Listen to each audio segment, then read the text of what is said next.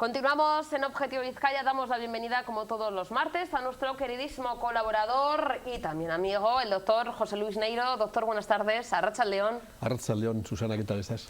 Pues estamos aquí, bueno, hablando, ¿qué iba a decir? Hablando de menopausia. La gente va a pensar, yo todavía soy muy joven, aún. Pero cuando hablas de menopausia no tiene por qué ser algo que te pase a ti. Pasa que yo empatizo mucho y como me lo llevo todo al terreno muy personal, la gente me dice, ay hija, pues no pensaba yo que tenía, ojalá llegue, porque eso quiere decir que estamos vivas. Por tanto, no podremos hablar nunca en el programa de cáncer, ni de cirugía, ni de cosas así chungas, ¿no? Sí, hablamos de lo que usted quiera, usted manda. Porque si vas a empatizar y te lo vas a llevar todo a casa... Empatizo mucho. Y la menopausia es algo, hombre, que ojalá tenga. Claro. Lo otro no. Lo otro no, y no lo, vamos, lo hablaremos, sí. Pero no quiero lagarto, como diría aquel. Pero de menopausia, hombre, ojalá. ¿Que tarde en venir? Pues sí.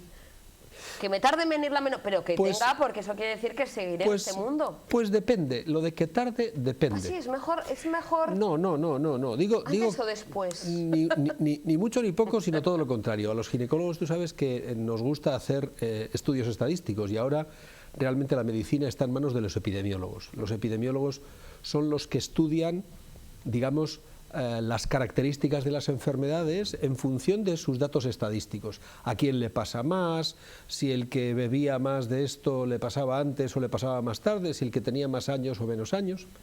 Y con esas características epidemiológicas se van conformando lo que nosotros llamamos factores de riesgo.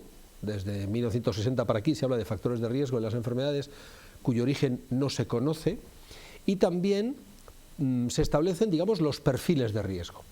Entonces, hoy sabemos que tener la menopausia muy tardía no es bueno. Por ejemplo, aquellas mujeres que tienen la regla regularmente más allá de los 54, 55, 56 años no nos gustan nada. Es más, en algunos casos, doctor, se da medicación o no se interrumpe esa regla, se da algún tratamiento para eliminar esa regla porque ya se considera que da más problemas que ventajas.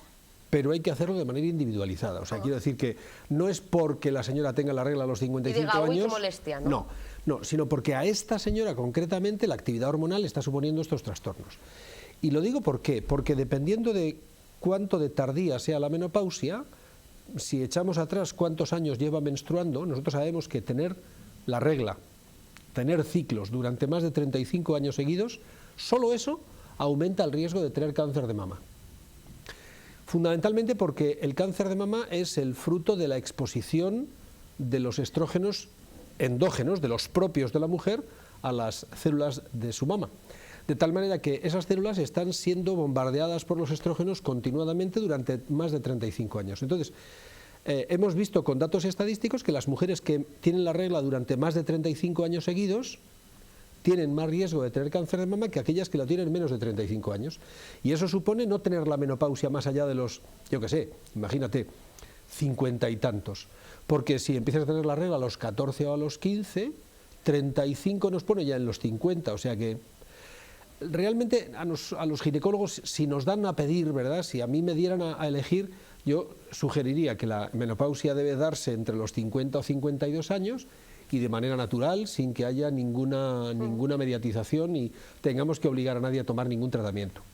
Pero claro, por eso te digo que ni muy pronto ni muy tarde, y por dejarlo zanjado el tema del tiempo, tampoco nos gusta que tengan la regla las señoras, la última, antes de los 45 años.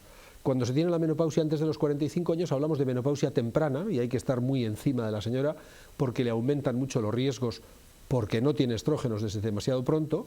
Y por problemas supuesto, óseos también, claro, de desgaste óseo y problemas de arteriosclerosis. Y sobre todo, la peor de todas es aquella mujer que tiene la regla, la última regla, la menopausia, antes de los 40. Entonces hablamos claramente de menopausia temprana, decíamos antiguamente, ahora hablamos de insuficiencia ovárica prematura, que es un término así como mucho más endocrinológico, mucho más técnico, pero que lo que viene a decir es que, señora, si usted se ha quedado con la menopausia a los 32 años, eso no puede ser, hay que darle a usted tratamiento hormonal durante 20 para llevarle hasta los 50 o 52 años. Y ahí no importa el número de años que le des, importa cuándo ha comenzado a tomar, porque la menopausia precoz debe ser tratada siempre con tratamiento hormonal. Y en el siguiendo, que me parece, nos saltamos un poco el guión, somos así. Por uvas. Somos así. Y además tengo que decir que lo hago porque está muy guapo y porque nos da la gana. Que no os lo había dicho, pero que no se me olvide. Y es que es así, se lo he dicho antes, siempre se lo digo.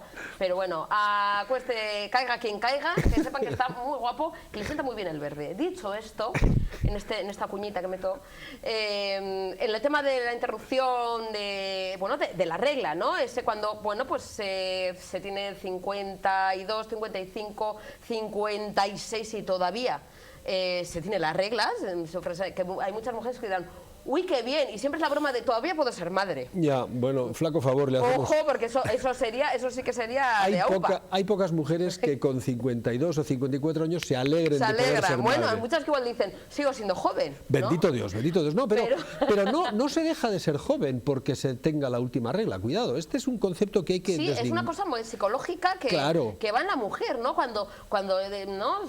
dejamos de tener la regla ya dicen, ay, ya me he quedado seca, ay, ya no puedo tener.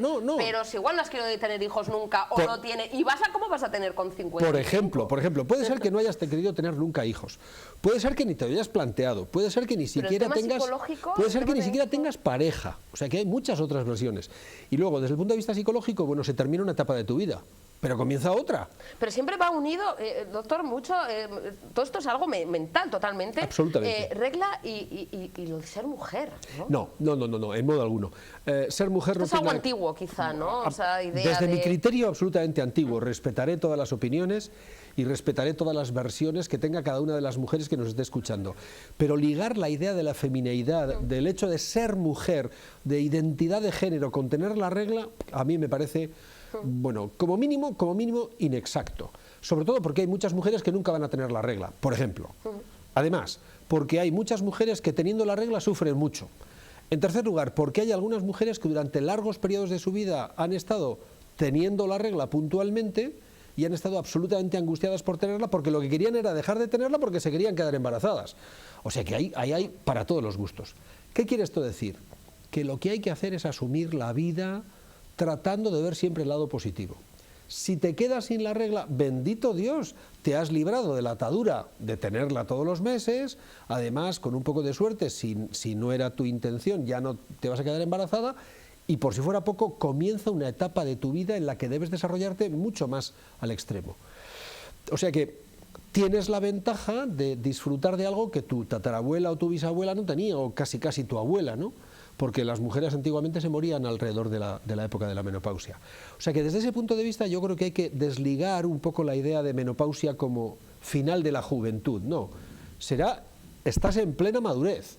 Y ahora ya no hablamos de la tercera edad, porque antes se hablaba de la tercera edad cuando la gente dejaba de trabajar. Es que ahora, desde que deja de trabajar hasta que llega la tercera edad, pasan 20 años. 20 años de perfecta plenitud, desde los 52, 55, que la gente deja de tener la regla en este caso, hasta que se tienen 75, que hoy podríamos empezar a pensar que ya es la ancianidad. Fíjate, ahí tienes 20 años de perfecta actividad. El otro día estuve leyendo en un periódico de una mujer que después de la menopausia se había planteado subir 8000 y bueno, pues está haciendo de todo, ¿no? Hay una señora de 80 y tantos años que empezó a correr con 50 y muchos y ahora es campeona mundial de no sé qué distancias y tal y cual, tiene el récord mundial, una española, tiene el récord mundial de 10.000 metros, o sea, y tiene 82, 83 años. Lo que quiero decir es que la edad no es un impedimento per se para casi nada. No es una condición para no tomar anticonceptivos, no es una condición para esperar una determinada fase de tu vida por la última regla, no es una condición para dejar de hacer nada, para liberarte del sexo, no hay una edad para la jubilación sexual. O sea que todo depende de cómo te plantees la vida y cómo te sientas de repente en una silla a plantificarte delante de la idea de quedarte sin la regla. Bueno, pues habrá que asumirlo y además asumirlo no solo con gallardía, sino también con optimismo, que esto es lo fundamental. Y hombre, si tienes sintomatología, pues bueno, pues es el momento de levantar el dedo e irte al ginecólogo, ¿no? Pero vamos, algo tan sencillo como la sintomatología, los ginecólogos lo sabemos quitar de un plumazo. No quiero que, para cerrar bueno, pues ese capítulo, porque me ha quedado una duda, doctor, cuando ha hablado de cuando se tiene ya a partir de 50 y y se sigue teniendo la regla, teniendo la menstruación y ya hay que acudir al ginecólogo, plantearse, bueno, pues a ver qué pasa, de manera individualizada, interrumpir, ¿no? ¿Cómo se hace?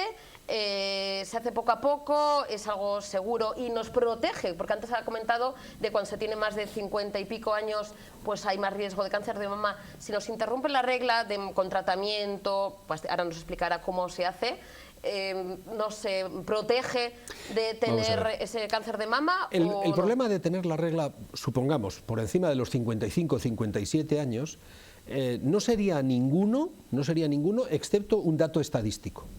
¿Cuál es el tema? Que a la señora de 57 años yo le voy a hacer el mismo número de controles que si no tuviera la regla. Le tengo que hacer una mamografía, pues porque tiene edad. Además le voy a hacer una citología porque sigue teniendo relaciones sexuales y como que tiene la regla voy a enfatizar un poco en los análisis de sangre, no vaya a ser que me haga anemia por el camino, ¿verdad? Entonces, a esa señora le añadiría algo más yo, hombre, de vez en cuando le daría una ecografía. Si tiene las reglas regulares, lo único que estaría yo es pendiente de su calendario. Y si no tiene anemia y no tiene ningún análisis de sangre anormal, santo y bueno, vigilar. ¿Qué es lo que sucede si tiene a los 57 años y empieza con reglas irregulares? Que es posible que tenga hemorragias y es posible que haga anemia. Ese es el momento de intervenir. Y uno de los tratamientos que más utilizamos en esas edades, incluso antes, incluso 10 años antes, son los dispositivos intrauterinos armados con hormonas. Un chisme muy pequeñito que se le pone dentro del útero a la mujer, el famoso DIU, solo que esta vez es hormonado y se libera una pequeña cantidad de hormona, apenas entre 6 y 20 microgramos al día, según qué tipo de dispositivo le pongamos, de una hormona que se llama levonorgestrel, de un gestágeno, es igual, y lo que hace ese gestágeno es reducir el crecimiento de la mucosa del interior del útero, con lo cual la señora sangra mucho menos. Y en esas edades muchas mujeres ya no vuelven a sangrar nunca, con lo cual le acabas de solucionar el problema que tenía y encima le evitas los problemas del futuro. No vuelve a sangrar nunca y aquí paz y después gloria. Sus ovarios siguen funcionando el tiempo que sea menester, ellos sabrán, pero no reproducen ninguno de los problemas que esas alteraciones hormonales van a dar en el útero. Con lo cual tenemos el tema perfectamente controlado.